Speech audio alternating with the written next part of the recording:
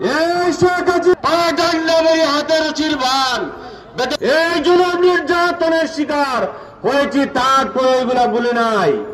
আমার বাবা বলেছেন তোরে মুক্তি পেয়েছি, বাবার দলজায় অংশগ্রহণ করেছি, মাটি দিবার দেয় নাই। সেই করুণ দৃশ্যগুলা আজ পর্যন্ত আমাকে বলে বলে খাতায়। আজ রাজবাড়ির বাসুর জমান বিবি পথ তুলেছে রয়েছেন, আমার ছেলে ইলিয়াস আলী কোথায়? আমার ছেলে ইলিয়াস আলীকে এনে দাও। আমার ছেলে কেউ অন্যায় করেছিল। প্রিয় বিশ্বনাথবাসী, আমরা চাই ইলিয়াস ভাই অক্ষত এবং সুস্থ অবস্থায় পরিবার পরিজন ফিরে আসেন। আপনাদের কাছে দোয়া চাই, আপনারা দোয়া করবেন। সাবেক সভাপতি জনাব মুজাহিদ আলী ভাই দোয়া চেয়েছেন, ওনার জন্য আপনারা দোয়া করবেন। সংক্ষিপ্ত বক্তব্য দিলাম, বক্তব্য দেওয়ার সুযোগ নেই।